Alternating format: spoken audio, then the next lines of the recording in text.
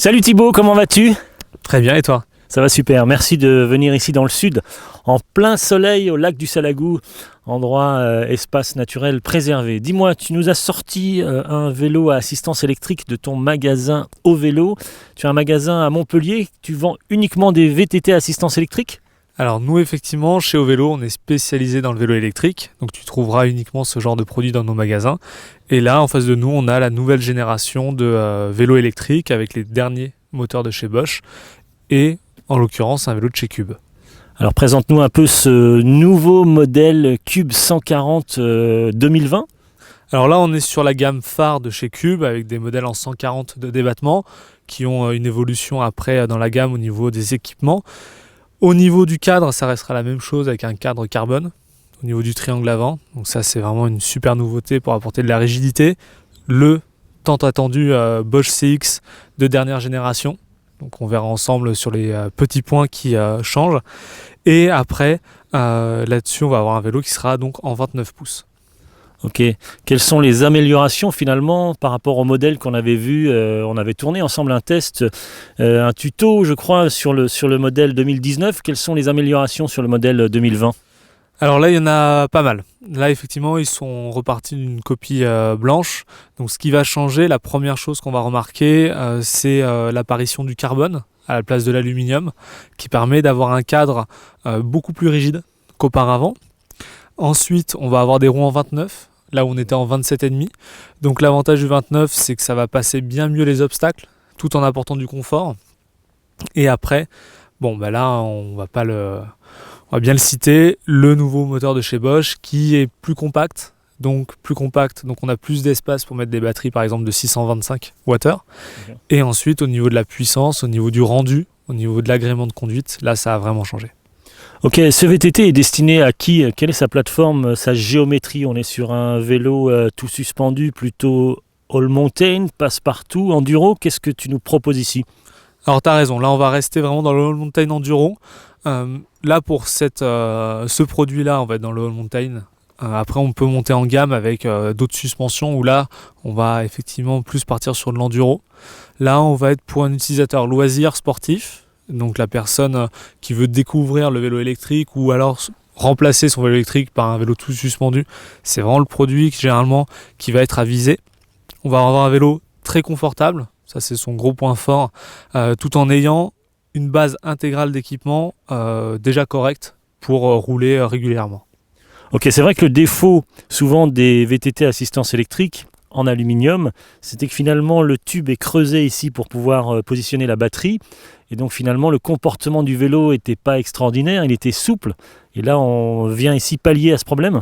C'est exactement ça qui a été cité pour le rajout du carbone. C'est cette rigidité qu'on ne pouvait pas gagner avec les cadres en alu. Il faut bien prendre une chose, c'est qu'on est sur un vélo électrique et donc ça impose des contraintes, une contrainte déjà de pouvoir mettre et enlever la batterie, donc de creuser le cadre. Le cadre ce n'est pas un tube, c'est un tube creusé et donc cette matière en moins fait que le cadre est souple. Ça, on ne peut rien y faire. Les constructeurs ont essayé toutes les formes de cadre possibles. C'est pas possible. Le cadre sera beaucoup plus souple qu'un vélo ordinaire. Et donc là, le seul moyen d'avoir la rigidité d'un vélo ordinaire, classique, c'est l'ajout du carbone qui, là, gagne énormément en rigidité. Ok, en termes de géométrie et de conception de ce vélo, finalement, ce qui est très intéressant, la grande avancée, finalement, c'est que le moteur Bosch Performance CX est plus compact et forcément le vélo a évolué avec ce nouveau moteur. Oui, le moteur qui soit plus compact, c'est pas simplement pour du design, comme on pourrait facilement le penser, mais c'est aussi pour un gain sur les tout suspendus au niveau de la géométrie. Plus le moteur est compact, plus on va avoir d'espace finalement pour le vélo et donc on va pouvoir rapprocher donc la roue arrière de l'axe de pédalier, rapprocher les pivots du bras oscillant de l'axe de pédalier et ça apporte un énorme gain au niveau qualité d'amortissement. Il faut savoir que plus le point de pivot du système de suspension est proche de l'axe de pédalier, plus l'amortisseur aura de facilité à amortir les petits chocs. Donc concrètement, pour l'utilisateur, c'est un énorme changement au niveau du confort. L'amortisseur a l'air de mieux fonctionner sans forcément mettre un amortisseur beaucoup plus onéreux. On a un confort amélioré. Ok, je te remercie. Alors on va parler un petit peu de la motorisation de ce VTT à assistance électrique. Quels sont les différents modes d'assistance et comment fonctionne finalement ce système Bosch? Alors ce système Bosch fonctionne finalement au niveau de la partie écran exactement comme l'ancien. On a toujours donc les 4 modes que l'on connaît chez Bosch avec l'éco, le tour, le MTB et le turbo. Ce qui va changer, c'est que maintenant l'apparition de l'écran couleur, le Kiox, est plus généralisée. On va l'avoir beaucoup plus sur la gamme chez tous les constructeurs, e-bike, Cube, KTM. Comparé à avant où effectivement on utilisait beaucoup plus le Purion. Donc passer ce détail, ce qui va changer réellement sont déjà, on va avoir des batteries de 625 qui n'existaient pas, on était plafonné à 500. Donc là on peut parier facilement sur entre 15 et 20% d'autonomie en plus, à peu près, hein, c'est à la louche. Ce qui va toujours, petite précision, hein, mais la 500 est toujours au catalogue.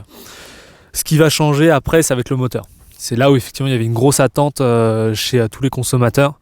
C'est déjà l'avantage, c'est qu'on vient sur une nouvelle technologie qui n'a plus de frein à 25 km/h. À l'époque, effectivement, quand on passait la barrière des 25 km/h, donc la barrière légale, on avait donc le moteur qui se coupait et on avait un frein moteur. Là, on ne l'a plus. On passe les 25, on sent qu'effectivement on n'est plus assisté, mais il n'y a pas cet effet d'être ralenti. Donc ça c'est le premier point qui est la bonne évolution à faire. Ensuite, le moteur est plus petit, donc là ça va avoir un intérêt pour mettre des batteries plus grandes et sur le cadre des tout suspendus pour les points de pivot. Ce qui va changer après, ça se remarque peut-être pas au premier coup d'œil, mais quand on fait attention, c'est direct qu'on voit l'avantage, c'est au niveau du passage de vitesse. Sur l'ancien moteur, quand vous passiez les vitesses avec votre dérailleur, vous aviez une coupure courte, mais vous aviez une coupure de l'assistance, et ensuite l'assistance redémarrait. Ça n'avait pas d'incidence finalement quand on était sur le plat, parce qu'on n'avait pas besoin d'aide plus que ça, mais quand on était dans une côte un petit peu complexe, on avait effectivement l'élan qui s'arrêtait, qui redémarrait, qui s'arrêtait, qui redémarrait, et là c'est pas ultra évident si on n'a pas un très bon niveau. Maintenant, les capteurs ont changé, et donc la coupure est tellement rapide qu'on la sent plus. On pourrait dire qu'il n'y en a pas, si on voulait résumer. Et ça apporte un gros gain sur le moteur. Ok, tu nous parles un petit peu du mode EMTB, c'est finalement une boîte automatique. On pourrait dire ça. Le mode EMTB n'agit pas sur les vitesses du dérailleur. Il agira uniquement sur la puissance du moteur. Le moteur de chez Bosch, le Bosch CX, a quand même beaucoup de puissance. On va parler quand même de 75 Nm. C'est quand même assez énorme. Ce qu'il faut prendre en compte, c'est que en mode turbo, le moteur va donner énormément de puissance, ce qui n'est pas forcément voulu dans toutes les conditions. Le mode EMTB, lui, va donc jouer entre le mode éco et le mode turbo, avec les modes intermédiaires, selon le dénivelé et selon la résistance par rapport au terrain. Il faut savoir que le moteur n'a pas juste des capteurs pour savoir si vous êtes en côte ou si vous êtes en descente. Il a aussi la résistance de la chaîne qu'il prend en compte. Et donc si vous passez dans du sable, il va voir qu'il y a une grosse résistance, il va mettre plus de puissance, même si c'est sur le plat. Et inversement, si vous repassez sur du goudron, il va se calmer parce qu'il va voir que vous avez moins besoin d'assistance. Et ça, le mode MTB, c'est Bosch qui a un peu initié le courant du mode automatique sur les vélos électriques. C'est le seul à l'heure actuelle qui fait quelque chose de vraiment abouti sur ce sujet-là. Ok, alors moi j'ai beaucoup de questions des internautes au sujet des batteries, au sujet de l'autonomie d'un VTT assistance électrique. Sur ce modèle Cube, on peut mettre 2 batteries, on a plusieurs puissances de batterie. Pour les batteries, donc là la question est assez simple. Déjà il y a la 500 ou la 625, donc là pour les autonomies ça va être très variable. Un utilisateur moyen, faut qu'il se dise qu'il va faire entre 60-70 avec une 500 et qu'il rajoute 20 km sur la batterie de 625. Là-dessus, je parle pour une personne qui va faire 70 kg et qui va faire une utilisation loisir.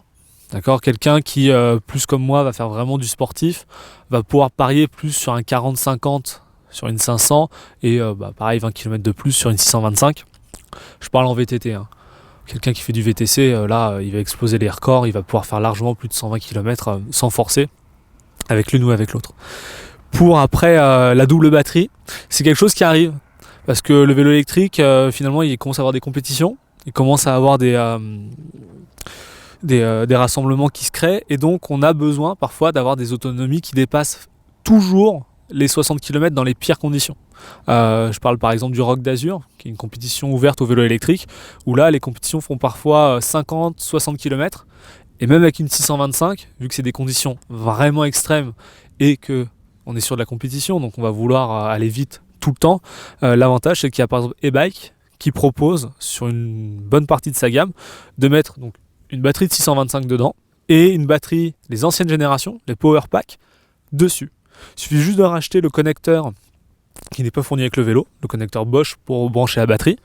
Mais si vous avez par exemple déjà votre vélo électrique que vous voulez passer à quelqu'un de votre famille, vous pouvez de temps en temps prendre la batterie pour une journée. Vous n'avez pas besoin de la racheter.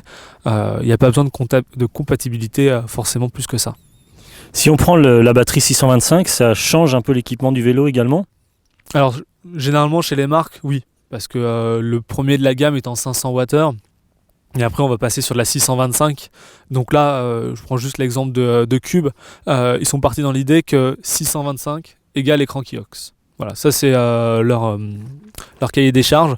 Donc déjà, dès que vous prenez celui-ci, le même, en 625, vous n'allez pas voir la différence de batterie, mais visuellement vous allez voir qu'il y a l'écran. Donc c'est comme ça qu'on pourrait reconnaître au premier coup d'œil.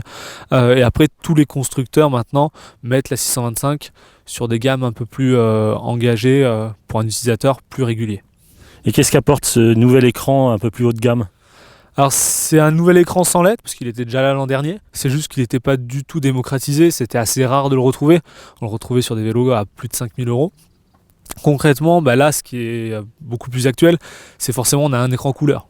Donc déjà, c'est quelque chose qui nous surprend pas, mais qu'il faut reconnaître que c'est quand même une belle évolution. La définition est quand même tout à fait classique. C'est ce qu'on reconnaît maintenant sur un téléphone portable. On a vraiment plein d'inscriptions. Et moi, ça peut peut-être faire sourire, mais c'est quand même l'ajout du pourcentage de batterie qui pour moi est un réel gain sur cet écran. Sur l'écran de chez Bosch, on a des bûchettes qui vous indiquent, voilà, vous avez 5 bûchettes. Quand vous en avez une qui s'enlève, vous ne savez pas si vous avez encore genre 60% ou si vous êtes à 50%. Vous ne savez pas, il y a un flou. L'avantage d'avoir le pourcentage d'affiché, c'est que vous êtes sûr à 100% où est-ce que vous en êtes. Ok, il propose d'autres fonctions cet écran? Il va proposer après tout un tas d'options. Donc on va avoir par exemple la cadence de pédalage. Ça va plaire à tous nos utilisateurs de vélo-route qui sont attentifs à ça. Donc on sait exactement à quelle cadence on pédale. On va savoir aussi quelque chose de pas mal, c'est la puissance du moteur par rapport à ce que vous donnez vous. Aujourd'hui sur un vélo électrique, quand on roule, on ne sait pas trop où est-ce qu'on en est de la puissance du moteur. Sur une voiture, on a l'habitude d'avoir un compteur avec des aiguilles. Et là c'est un peu la même chose. On va avoir un système de courbes qui va vous dire là il est au max, là il est à la moitié, et il y a la même chose pour vous. Donc vous savez c'est qui travaille le plus. Si vous voulez travailler de concert avec le vélo, ou beaucoup moins ou beaucoup plus, vous pouvez le savoir. Il y a après d'autres choses, mais là qui vont être beaucoup plus pour l'utilisateur sportif, comme par exemple la ceinture cardiaque qu'on peut directement relier à l'écran. Donc pas besoin d'avoir son deuxième petit écran sur le guidon pour savoir où est-ce qu'on en est au niveau cardiaque. Ok, je te remercie. Alors on va parler un petit peu du montage de ce vélo en termes de transmission, suspension, freinage. Ok, pour commencer, on va parler des suspensions. Donc là, on va être déjà sur du 142 débattements. Ça, c'est pour le confort. On va avoir donc la marque RockShox qui fait un montage sur ce vélo avec la suspension à l'avant, donc qui est la 35 de chez RockShox pour se situer au niveau de la gamme. Donc la suspension, elle est à air. Donc avec une pompe, on jouera sur l'ajout d'air ou non pour le poids du pilote. On aura le blocage toujours sur le côté droit du vélo, donc on peut bloquer la suspension. Il faut savoir que concrètement, on peut vraiment faire 10, 20, 30, 40, 100% de blocage. À l'époque, c'était on-off. Maintenant, on peut faire quelque chose entre deux, si on a besoin de plus de fermeté sans la bloquer. Et dessous la suspension, on a le réglage de rebond pour avoir une suspension qui revient, qui se détend plus rapidement ou non. Ça dépend du pilote. Pour l'arrière, ça change un petit peu. C'est moins conventionnel. On retrouve ça très peu ailleurs.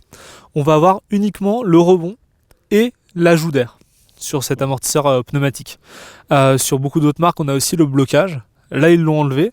Le pari de RockShox pour cette nouvelle gamme, c'est de se dire on enlève un réglage tout en gardant les mêmes pièces que le haut de gamme avec des réglages en moins. Donc on va avoir un amortisseur moins réglable, mais qui va fonctionner bien mieux que l'entrée de gamme qu'on connaissait avant. Donc ça, c'est pour les suspensions. Pour le freinage, on va avoir du 4 pistons à l'avant, à l'arrière.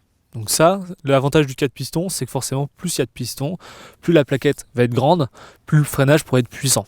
Et surtout, facile à doser. Ça, c'est pour l'avant et l'arrière. Un gros disque de 203 à l'avant, un disque en 180 de diamètre à l'arrière. Et pour la transmission, donc là, on va être sur du 12 vitesses de chez SRAM, avec le premier pignon qui va avoir 11 dents et le dernier qui va avoir 50 dents. L'avantage d'avoir une démultiplication aussi grande avec 12 vitesses, c'est de pouvoir pallier au fait que sur un vélo électrique, on va avoir qu'un seul plateau à l'avant. Ok, merci Thibaut d'avoir répondu à toutes mes questions ici au bord du lac du Salagou, dans l'Hérault, au sujet de ce beau VTT à assistance électrique Cube. As-tu un site internet si on veut plus d'infos ou plus de détails au sujet de ce VTT ?